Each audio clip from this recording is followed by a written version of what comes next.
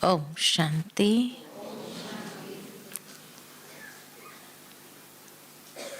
बट्ठी का प्रथम दिन है और प्रथम सत्र में अंतिम समय की बातें हैं। हाँ? अंतिम दिन अगर अंतिम समय की बातें होती तो और अच्छा होता, परंतु प्रथम दिन पर ही प्रथम सत्र में अंतिम समय की तैयारी। उसके बाद क्या होगा? उसके बाद और कुछ चाहिए क्या? उसके बाद और कुछ नहीं। तो अंतिम समय जब हम कह रहे हैं, अंतिम समय किसका? स्वयं का या दुनिया का?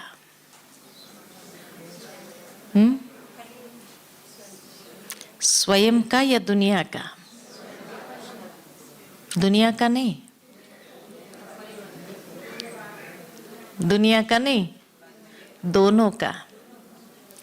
दोनों का ही अंतिम समय की बात है। और स्वयं की बात करें उसके पहले, जब दुनिया की बात करते हैं तो मैं समझती हूँ कि जब हम छोटे थे, ज्ञान में आए, उस समय से ये बात सुन रहे हैं, जल्दी समर्पित हो जाओ, हाँ, पढ़ाई को क्या करना है। मैं समझती हूँ सारी टीचर्स बहनें बैठी हैं, उनके सामने भी ये बात कही गई होंगी कि अब पढ़ाई करके क्या करना है, अभी दुनिया तो खत्म होने वाली है। कितने साल हो गए उस बात को भी?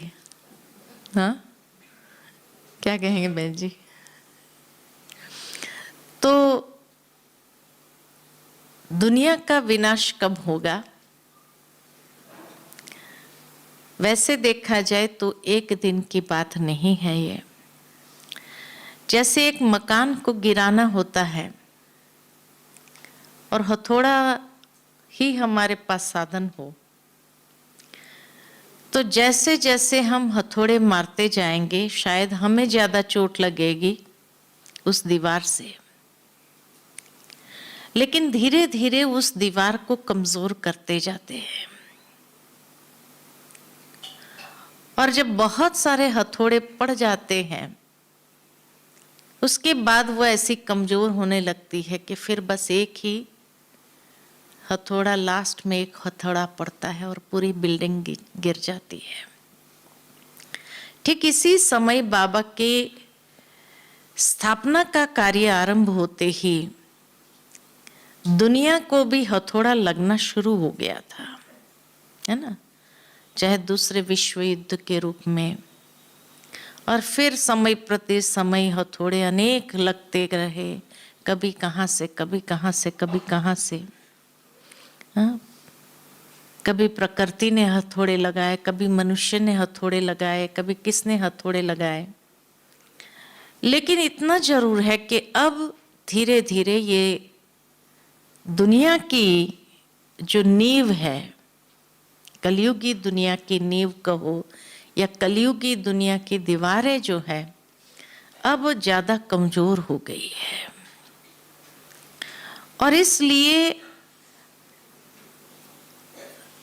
कोरोना वायरस के बाद तो और भी ज्यादा कमजोर हो गई है। क्योंकि कहा जाता है कि जैसे दुनिया में भी किसी के ऊपर जीत प्राप्त करनी हो तो सबसे पहले उसका मॉरल डाउन करना जरूरी है ना?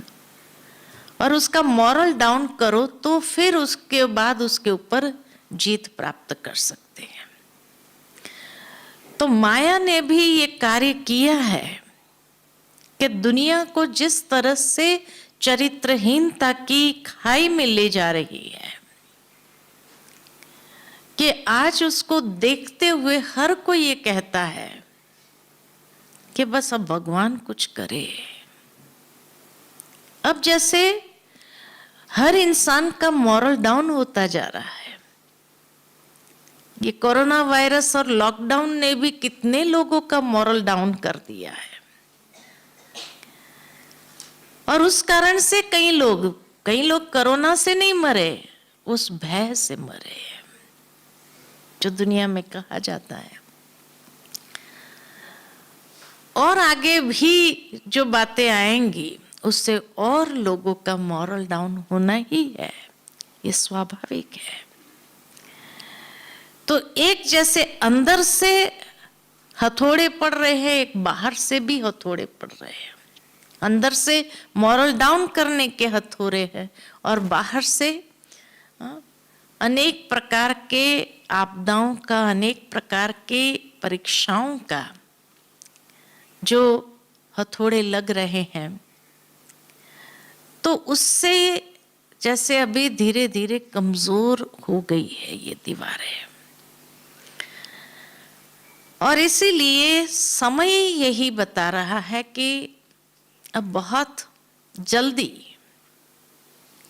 ये दीवारें गिरने वाली है।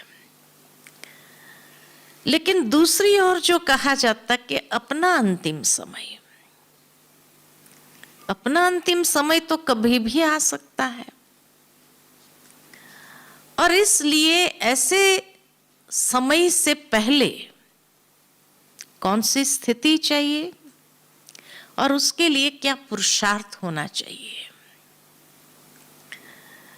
तो अगर बाबा की स्थिति को देखा जाए या दादियों की स्थिति को देखा जाए, और जो बाबा ने अनेक अव्यक्त मुरलियों में हम सभी बच्चों को इशारे दिए हैं, तो अंतिम समय के लिए जो स्थिति की आवश्यकता है कि ब्रह्मा बाबा के जीवन में अगर देखा जाए तो लास्ट स्टेज संपूर्णता की वो है कर्मातीत स्थिति। कर्म योगी भी रहे और कर्म योगी स्थिति से कर्मातीत अवस्था को प्राप्त किया, कर्मातीत स्थिति बनाई। दूसरा, जैसे बाबा के जीवन को देखते हुए जो अनुभव सुने हैं उसके माध्यम से कि बाबा की अंतिम समय की जो स्थिति थी वो थी डबल लाइट फरिश्ता स्टेज। कि बाबा जब आंगन में चलते थे तो दादियां बताती थी कि बाबा की इतनी गहन साइलेंस की स्टेज होने के कारण जैसे पास होते थे तो ऐसे लगता था एक बादल पास हो गया। इतनी लाइट अवस्था थी बाबा की। बाबा के चेहरे से वो लाइट, वो प्रकाश चारों ओर फैलता था। ये स्थिति बाबा की थी, और इस स्थिति का कारण था कि बाबा ने कैसे ये स्थिति बनाई, उसके लिए क्या अभ्यास किया, क्या पुरुषार्थ किया, जो बहुत काल का अभ्यास था बाबा का। तो जब दादियां सुनाती है कि बाबा को हम कोई बात सुनाने जाते थे तो कभी कभी ऐसा लगता था बाबा है ही नहीं, हमारी बात नहीं सुन रहे हैं। लेकिन जब बाबा से पूछते थे, बाबा हमने जो सुनाया आपने सुना, और बाबा पूरा एसेंस बता देते थे कि हाँ बच्चे ये बात आपने कही। क्योंकि बाबा इतने सार स्वरूप में स्थित हो जाते थे कि बच्चों के बातों का सार कैच कर लेते थे, और जो विस्तार की बातें थी वो बाबा अनसुना कर देते थे। तो डबल लाइट स्टेज का आधार था सार स्वरूप का अभ्यास, व्यर्थ से ऊपर। व्यर्थ में बाबा के तो वैसे भी संकल्प नहीं चलते थे, वैसे भी बाबा व्यर्थ से सदा मुक्त रहे, और बाबा को फुल स्टॉप लगाना बहुत आसान था क्योंकि कभी क्वेश्चन मार्क उत्पन्न ही नहीं हुआ। हम लोगों के लिए डिफिकल्ट इसीलिए लगता है क्योंकि बीच बीच में क्वेश्चन उत्पन्न हो जाता है। इसीलिए उस बिंदी लगाना, बिंदी बनना मुश्किल लगता है। लेकिन बाबा का बिंदी लगना और बिंदी बनना बहुत सहज, नेचुरल था, क्योंकि बाबा के जीवन में कोई क्वेश्चन ही नहीं था। भले बाबा के सामने कोई एग्जाम्पल नहीं था, लेकिन उसके बावजूद भी बाबा को क्वेश्चन उत्पन्न नहीं हुआ। हमारे सामने बाबा, मम्मा, इतनी दादियां एग्जाम्पल होने के बावजूद भी, इतनी बाबा की अव्यक्त मुरलियां, साकार मुरलियां अध्ययन करने के बावजूद भी हमारे मन में अनेक सवाल है। और इसीलिए इन सवालों में, इन टेढ़े रास्ते पर जब जाते हैं तो बिंदी लगेगी कहां से। परम आदरणीय गुलजार दादी के जीवन में बाप समान स्थिति इसीलिए क्योंकि उनके जीवन में भी कोई क्वेश्चन ही नहीं था, कोई सवाल ही नहीं। क्या हम सबसे पहले अपनी स्थिति ऐसी बनाएं, नो क्वेश्चन? ये हो सकता है? जिस दिन हमारे मन में कोई सवाल नहीं, उस दिन हमारी बिंदु रूप स्थिति सहज बन जाएगी। और इसीलिए बाबा ने कई बार ये इशारा दिया, बच्चे आदि का पाठ सो अंत का पाठ। आदि का पहले दिन का पाठ भी आत्मा था और लास्ट का पाठ भी आत्मा है। अंतिम समय में अंतिम प्रश्न जो होगा, पेपर जो होगा, उसका टाइम भी बाबा ने बताया है 1 सेकंड। और 1 सेकंड के लिए तो बिंदी स्थिति ही चाहिए, बीज रूप कहो, बिंदी स्थिति ही चाहिए। अगर उसका अभ्यास नहीं है तो अंतिम समय में, उस स्थिति में 1 सेकंड में वो स्थित होना मुश्किल हो जाएगा। वो एक हंसी की बात याद आती है कि एक बार एक व्यक्ति को कहा गया कि भाई अंतिम समय भगवान का नाम याद रहे, उसका बेड़ा पार हो जाएगा। तो उसने सोचा अंतिम समय भगवान का नाम याद रहे तो उसके लिए क्या करूं मैं। तो उसने सोचा अंतिम घड़ी तो बच्चों की याद ज्यादा रहती है, तो ऐसा करता हूं मैं बच्चों का नाम ही भगवान के नाम से रख देता, है ना। तो एक का नाम राम रखा, एक का नाम कृष्ण रखा, एक का नाम शंकर रखा। 3 बेटे थे, तीनों का नाम रख दिया, ताकि बोले सारा दिन उनके नाम बुलाने से और अंतिम समय अगर वही नाम मुख से निकला तो नेचुरल है कि गति सदगति हो जाएंगी हमारी। तो सारा जीवन तो बच्चों को इसी नाम से बुलाते रहा, पक्का भी कर लिया अंदर में, लेकिन और अभ्यास भी तो साथ में होते हैं। तो जब उसकी अंतिम घड़ी आई, उसको लेटा दिया गया, तो उसने पूछा राम कहाँ है। राम खड़ा हो गया, पिताजी मैं यहीं हूं, बाबूजी मैं यहीं खड़ा हूं। अच्छा, फिर कृष्ण कहाँ है। कृष्ण भी हाजिर हो गया, बाबूजी मैं यहीं हूं, आप निश्चिंत रहिए। अच्छा, शंकर कहाँ है। शंकर भी हाजिर हो गया, बाबूजी मैं यहीं हूं। कि तुम तीनों अगर यहां है तो दुकान पर कौन है। और प्राण निकल गया। तो लास्ट में क्या याद आया, दुकान ही याद आई। तो इसी तरह बाबा भी हम बच्चों को कहते अंतिम समय मिलना है 1 सेकंड का, और उस सेकंड में भी क्या हम बिंदी स्थिति में स्थित हो सकते हैं? तो कितने समय का ये अभ्यास चाहिए जो ये स्थिति हमारी बन जाए। इसीलिए आदि का पाठ भी आत्मा, तो अंत का पाठ भी आत्मा, और 1 सेकंड तक की हमारी स्थिति होनी चाहिए। ऐसा हमारा पुरुषार्थ हो।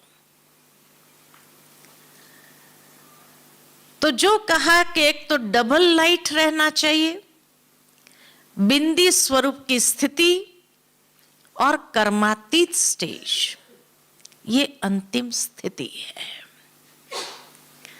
अब उसके लिए पुरुषार्थ क्या है? जो पुरुषार्थ हमें करना है,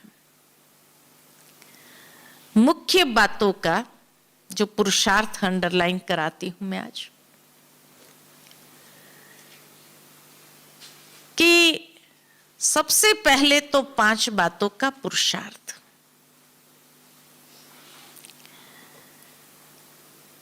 कर्मातीत अगर मुझे बनना है तो 5 बातों के ऊपर जीत प्राप्त करना, ये बहुत समय से जीत प्राप्त की हुई स्थिति हो हमारी, ये अभ्यास हो, पुरुषार्थ हो हमारा। सबसे पहले जो बाबा कहते कर्मेंद्रिय जीत, कर्मातीत बनने के लिए कर्म योगी भी हम तभी कहलाए जाएंगे जब कर्मेंद्रिय जीत होंगे। हमारी इंद्रियां कोई भी हमारे ध्यान को खींचने वाली न हो, है ना। बार बार अगर हमारा ध्यान टूटता है कोई ना कोई इंद्रियों के कारण, उस इंद्रिय की चंचलता के कारण कहो, तो वहां स्वराज्य अधिकारी हम नहीं कहे जाएंगे, और संपूर्ण स्वराज्य अधिकारी बनना आवश्यक है। तो इसलिए सबसे पहले पुरुषार्थ हमारा यही होना चाहिए कि हम कर्मेंद्रिय जीत कितना बने हैं। ये संपूर्ण कर्मेंद्रिय के ऊपर हमारा अधिकार कितना है। दूसरा जो कहा जाता है संस्कार जीत, बाबा ने कहा है हम बच्चों को कि बच्चे, कभी कभी आपको लगता होगा कि हमने ये संस्कार के ऊपर जीत प्राप्त कर लिया, लेकिन जो उसके सूक्ष्म स्वरूप है, क्या उसके ऊपर भी हमारी जीत हुई है? मान लो क्रोध, कई समझते हैं हमने क्रोध को तो जीत लिया, ये संस्कार को हमने जीत लिया, लेकिन अगर कोई बात आई और अधीर्यता आ जाती है तो ये भी तो सूक्ष्म में क्रोध का ही अंश है। कोई बात सहन नहीं होना, ये भी तो क्रोध का ही अंश है। तो इसीलिए अंतिम समय में ये संस्कार रीअपियर हो सकते हैं, पुनः जागृत होकर के हमारे सामने आ सकते हैं। इसलिए ये देखना है कि उसके संपूर्ण सूक्ष्म अंशों के पर भी हमारी विजयी है, ये देखना है। संस्कार जीत जब कहते हैं तो संस्कार जीत खाली नहीं, लेकिन अनेकों के साथ हमारे संस्कार मिलन की रास कितनी है। क्योंकि बाबा कहे कि भविष्य नई दुनिया में आप सभी रास करेंगे, लेकिन जब तक यहां संस्कारों की रास नहीं होती है तब तक वहां रास कैसे करेंगे। तो संस्कार मिलन की रास, कोई आत्मा कैसी भी हो, लेकिन उसके संस्कारों को देखते हुए या तो उसके प्रति रहम की भावना जागृत हो, या तो उसके प्रति शुभ भावना जागृत हो, या उस संस्कार को देखते हुए हम विचलित ना हो। यह बहुत काल का अभ्यास चाहिए। आप सोचेंगे कि भाई फलाना व्यक्ति तो देखो ना कितना गुस्से में आकर के बोल रहा है, इसलिए मुझे गुस्सा करना पड़ रहा है। नहीं तो मैंने तो ये संस्कार के ऊपर जीत प्राप्त कर ली है, लेकिन ये 10 शब्द बोलेंगे तो मुझे 2 शब्द तो बोलना पड़ेगा ना। लेकिन बाबा हम बच्चों को वहां कहते हैं कि बच्चे इस ड्रामा को साक्षी होकर के देखो।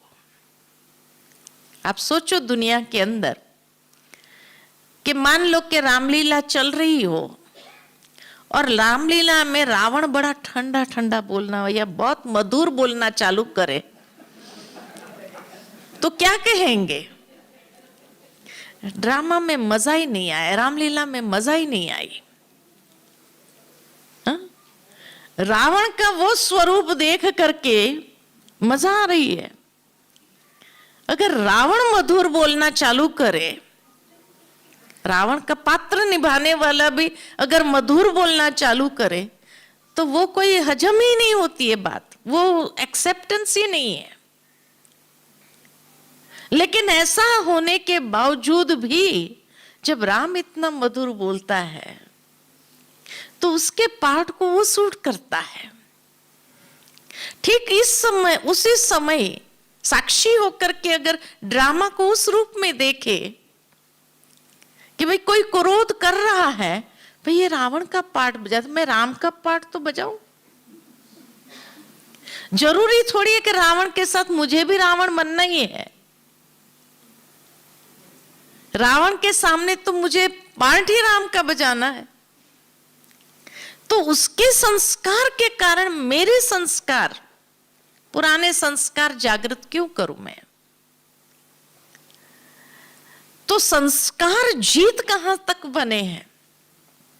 किसी के संस्कारों को देखने के बावजूद भी वो मुझे विचलित न करे, इसको कहते हैं साक्षी दृष्टा का अभ्यास। कि ड्रामा की हर सीन को देखते हुए संस्कार जीत बनने के लिए साक्षी दृष्टा का अभ्यास बहुत आवश्यक है। तीसरा फिर है प्रकृति जीत। प्रकृति जीत होना।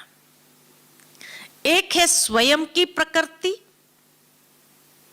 दूसरों की प्रकृति नेचर, अपनी नेचर, दूसरों की नेचर, क्योंकि संस्कार के साथ ये बहुत गहरा संबंध रखती है। और बाहर की प्रकृति है ना। तो अपनी नेचर पर जीत प्राप्त करनी है तो अपने अनादि नेचर या आदि नेचर को हमें इमर्ज करना है। प्रकृति जीत होने के लिए जो हमारी ओरिजिनल प्रकृति आत्मा की है, 7 गुणों की, उस 7 गुणों की प्रकृति को मुझे इमर्ज करना है। उस स्वरूप में स्वयं को स्थित करने का अभ्यास करना है। दूसरों की प्रकृति जीत होने के लिए दूसरे की प्रकृति, उसकी नेचर को देखते हुए भी हम उसको स्वीकार करें। एक्सेप्टेंस लेवल बहुत हाई होना जरूरी है, क्योंकि जब तक एक्सेप्टेंस नहीं है हम स्वीकार ही नहीं कर पाते हैं। बाबा ने भी हम बच्चों को हम जो है जैसे हैं वैसे स्वीकार किया ना। कितने अवगुण होंगे हमारे में भी, लेकिन बाबा ने कभी ये तो नहीं कहा कि इसमें यह अवगुण है इसलिए इस बच्चे को मैं स्वीकार नहीं करता हूं। इसी तरह से हर एक की नेचर को जानते हुए, समझते हुए उसको एक्सेप्टेंस, उसको स्वीकार करना, और स्वीकार करते हुए उसको सहयोग देना, ये बहुत जरूरी है। क्योंकि जब तक उसको सहयोग, हो सकता है उसको थोड़ा सा सहयोग की आवश्यकता हो और उसकी वो नेचर बदल जाए। जैसे खड्डे में कोई पहिया गिरा हो, वो बैलगाड़ी का, पहले के जमाने में जैसे एक व्यक्ति निकालने का पूरा प्रयत्न कर रहा है, नहीं निकल रहा है, कोई थोड़ा सा हाथ लगा देता है, निकल जाता है। हो सकता है इतना ही सहयोग की आवश्यकता हो उस आत्मा को, वो खुद भी प्रयत्नशील होगा उस नेचर को खत्म करने के लिए, उस नेचर के ऊपर जीत प्राप्त करने के लिए। परंतु थोड़ी सी एक्स्ट्रा मदद अगर उसको मिल जाए, सहयोग मिल जाए, तो शायद वो बहुत सहजता से उसके ऊपर भी जीत प्राप्त कर सके। तो इसीलिए आवश्यकता है कि दूसरों की नेचर को भी स्वीकार करते हुए उसके लिए सहयोगी बनना। और तीसरा है कि बाहर की प्रकृति जीत। परम आदरणीय गुलजार दादी के लिए यही अभी अनुभव शेयरिंग जब हो रहा था, तो यही कहा कि दादी प्रकृति जीत थी। कहा कि एक बार जब मेगा प्रोग्राम था केरला में, कोचीन में मेगा प्रोग्राम था, और पूरा मेगा प्रोग्राम का सारा पंडाल आदि सब फाइनल तैयार हो गया था, और इतनी झमाझम बारिश आने लगी, रुके ही नहीं, रुके ही नहीं। सोचा क्या करे, दादी जी भी पहुंच रही है और इतनी बारिश है, और लोग बैठेंगे कैसे, इतना कीचड़ होने लगा है, कैसे बैठेंगे, क्या करेंगे। लेकिन दादी जी ने जैसे ही लैंड किया और पैर उस धरती पर रखा, और बारिश बंद। और जितनी देर दादी रुकी वहां पर बारिश नहीं आई, और जैसे दादी निकली बारिश शुरू। ये प्रकृति जीत आत्मा। क्यों? क्योंकि प्रकृति को भी इतनी सकाश दी हुई है। बाबा, कई बार हम बच्चों को मुरली में कहते, बच्चे बाबा अंत तक भी दाल रोटी खिलाने के लिए बंधा हुआ है। लेकिन मानो, एक बार गुलजार दादी से ये प्रश्न पूछा था किसी ने कि दादी मानो कि इतनी बाढ़ आ जाए, पानी अंदर आ जाए घरों में और सब, और दाल रोटी तो क्या मना बनाने की वही ना हो, तो फिर कैसे बाबा दाल रोटी के लिए बंधा हुआ है कहेंगे। दादी ने बहुत अच्छी बात कही कि ऐसे समय पर बुद्धि की लाइन बहुत क्लियर चाहिए, क्योंकि अगर बुद्धि की लाइन क्लियर होगी तो बाबा आपकी रस्सी खींच लेगा और वतन में आपको शुभी रस पिला देगा, है ना। दाल रोटी तो क्या, शुभी रस ही आपको पिला देगा। जैसे शुरू में दादियां जब जाती थी ना वतन में, और जब शुभी रस पी करके आती थी ऊपर से, और फिर नीचे उनको कुछ खिलाने के लिए या खाने के लिए कहते थे, ये खा लो, वो खा लो, या ये पी लो, ये जूस पी लो।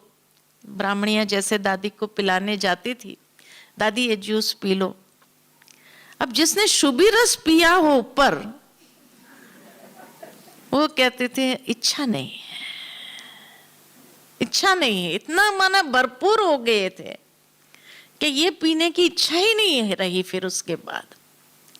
तो ऐसे ही अंतिम समय बाबा ऊपर दाल रोटी तो क्या, शुभी रस पिला करके आपको भरपूर कर देगा, सेटिस्फाइड कर देगा, जो नीचे आने के बाद दाल रोटी खाने की भी इच्छा नहीं होगी, है ना। और इस तरह से सरवाइव कर लेंगे। या तो दादी ने कहा कि मान लो कि बाढ़ आ रही हो, प्रकृति जीत आत्मा उसको कहा जाता कि बाढ़ आ रही हो, लेकिन आपके पैर जहां हो वहां से आगे पानी ऊपर नहीं आएगा, ऊपर आ ही नहीं सकता, उसको कहते प्रकृति जीत आत्मा। और आप खुद दाल रोटी बना करके खाएंगे, है ना, ऐसे हालत में भी खा सकेंगे। तो इसीलिए कहा प्रकृति जीत। तो जिसने अपनी आंतरिक प्रकृति को जीता है, अपने नेचर के अंदर जो कमजोरियां हैं उसके ऊपर जीत प्राप्त की है, तो उसको बाहर की प्रकृति को भी सहज होगा सकाश देने के लिए। और उस प्रकृति को जीत करके भी अंतिम समय कोई ये नहीं कि एकदम बेचैनी में प्राण छोड़ना पड़े, बाबा की याद ही न रहे, लेकिन प्रकृति जीत आत्मा के लिए सहज हो जाए। चौथा जैसे कहा कर्मेंद्रिय जीत, संस्कार जीत, प्रकृति जीत, और चौथा क्या है? माया जीत। मन जीत कर्मेंद्रिय में आ जाते, सूक्ष्म स्थूल कर्मेंद्रिय। माया जीत, हर विकारों के ऊपर सहजता से जीत हो, माया भी हिम्मत न करे अंतिम समय हमारे सामने आने की कि ये तो जीत आत्मा है और इस जीत आत्मा को मैं क्या ये कर सकती हूँ। जैसे दादियों के जीवन को देखते हैं तो माया भी उनको अंतिम समय परेशान नहीं कर सकती है किसी भी स्वरूप से। और सहज ही अगर ये जीत है कर्मेंद्रिय, संस्कार और प्रकृति जीत, तो वो माया जीत तो सहज हो जाती है। लेकिन इन सब का आधार निद्रा जीत है ना, भट्ठी चल रही है ना, बिना निद्रा जीत के ये चारों जीत होना संभव नहीं है ना। इसीलिए कहा कि ये चारों बातों के ऊपर जीत होने के लिए निद्रा जीत होना बहुत आवश्यक है, क्योंकि अभ्यास करने बैठते हैं और नींद आ जाती है ना। योग में बैठे हैं और नींद आ जाती है, अमृत वेले उठते भी है, बैठते हैं और नींद आ जाती है। तो इसीलिए जब तक निद्रा जीत नहीं है, उसके ऊपर अधिकार प्राप्त नहीं किया है, तब तक ये चारों बातों को जीतना असंभव है। इसीलिए ये विशेष पुरुषार्थ आवश्यक है अंतिम समय के लिए, है ना।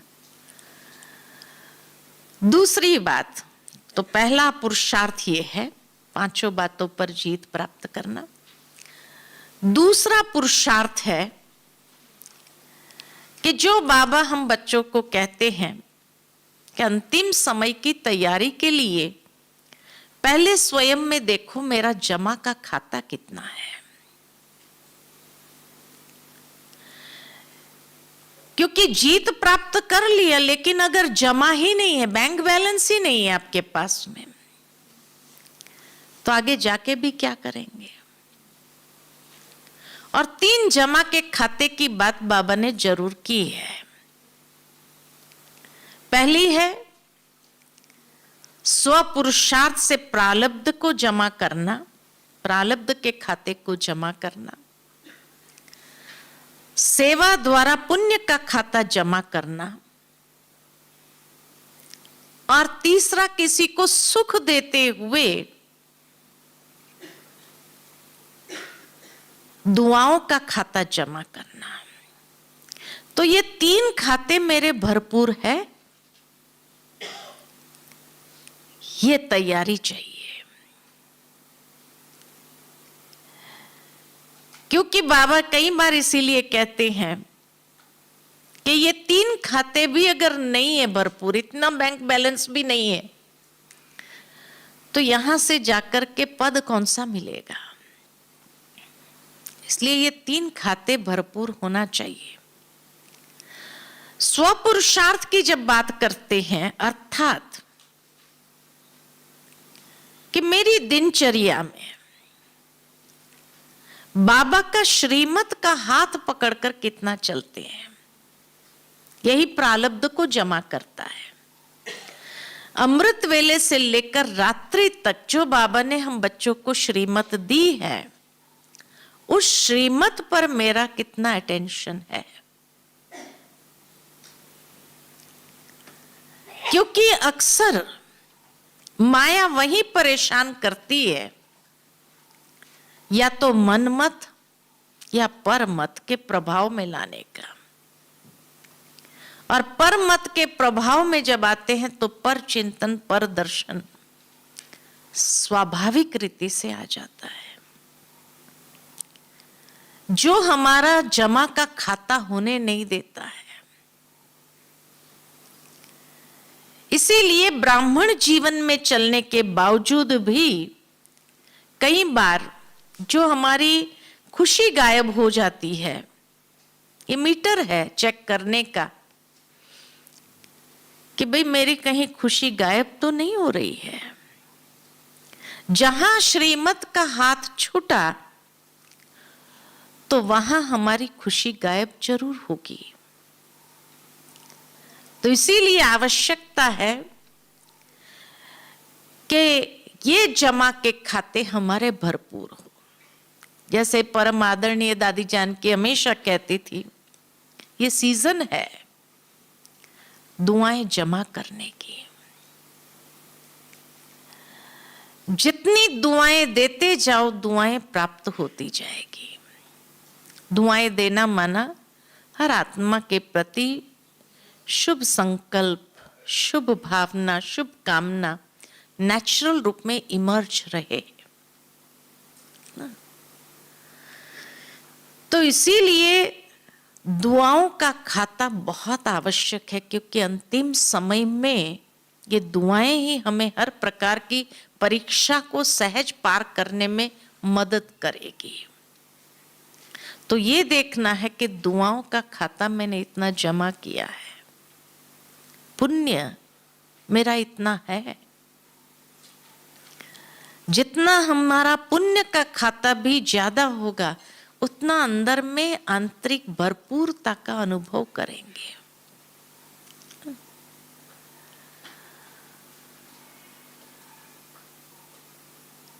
तीसरी बात, तो ये 3 खाते जमा हमारे होने चाहिए। ये अभ्यास हमारा बहुत जरूरी है। तीसरा अभ्यास जो बाबा ने लास्ट संडे की मुरली चलाई,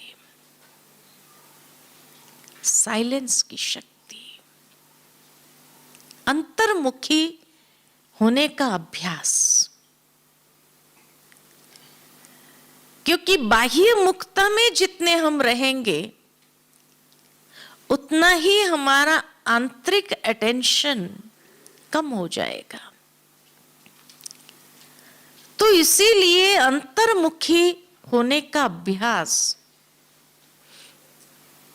जितना हमारा बना रहेगा, उतना सहज ही जमा के खाते भी बढ़ते जाएंगे।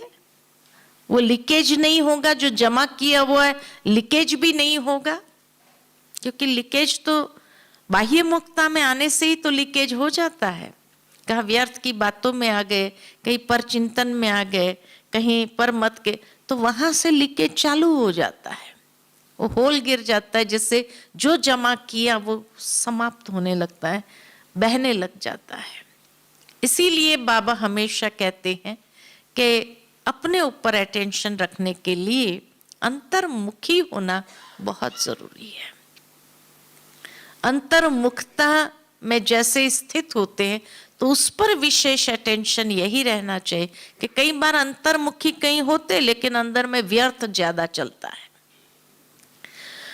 तो अंतर्मुखी जरूर होना है, लेकिन व्यर्थ भी नहीं चलना चाहिए, है ना, व्यर्थ न चले, क्योंकि व्यर्थ जब चलता है तो बाबा जैसे कहते ये भी एक प्रकार की इम्प्योरिटी ही है।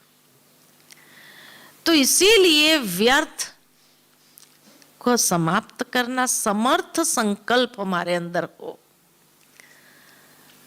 जितनी हमारी स्थिति अंदर से समर्थी की होती जाएगी, शुद्ध संकल्प, समर्थ संकल्प जितने हमारे बढ़ते जाएंगे अंदर में, उतना व्यर्थ से मुक्त और अंतर्मुखता का रियल आनंद हम ले सकते हैं, नहीं तो ले नहीं सकेंगे। इसलिए अंतर्मुखी होना और साइलेंस की शक्ति को, एकांतवास होकर के साइलेंस की शक्ति को जमा करना, ये अभ्यास बहुत काल का चाहिए। जितना ये अभ्यास हमारा बहुत काल का होगा तो हमारी अंतिम तैयारियां करने के लिए सहज हो जाएगा। और चौथी बात लास्ट में जो सुनाती हूं कि अंतिम समय माया कोई ना कोई फाउंडेशन को हिलाने का प्रयत्न करेगी। ब्राह्मण जीवन के मुख्य 4 फाउंडेशन है। जिन चारों फाउंडेशन को हमें बहुत पक्का करना है ना। सबसे पहला फाउंडेशन है ज्ञान योग का फाउंडेशन, क्योंकि माया पहले ज्ञान योग के फाउंडेशन को हिलाती है। पढ़ाई से हमारा नाता तोड़ेगी या योग, व्यर्थ संकल्प चलाते हुए योग नहीं लगेगा। इसलिए ये पहले वाली बातें जो होगी तो फिर हमारा ज्ञान योग का मेन आधार जो है, ये फाउंडेशन है ब्राह्मण जीवन का, ये हिल नहीं सकता है, बहुत मजबूत हो जाएगा। दूसरा फाउंडेशन है निश्चय का फाउंडेशन।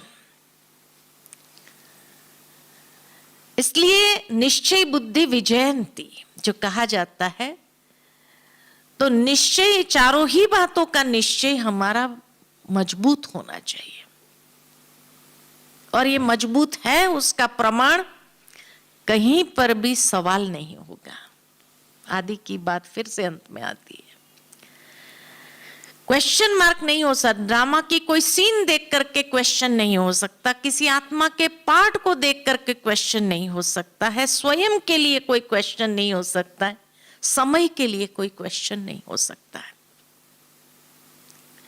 क्योंकि जहां क्वेश्चन आया, माना ये नींव को हिलाने के लिए माया ने एक क्वेश्चन मन के अंदर खड़ा किया है। और ये क्वेश्चन धीरे धीरे कब संशय का रूप ले सकता है ये मालूम नहीं पड़ता है। इसीलिए क्वेश्चन आने ही ना दो, फुल स्टॉप। जो है कल्याणकारी है।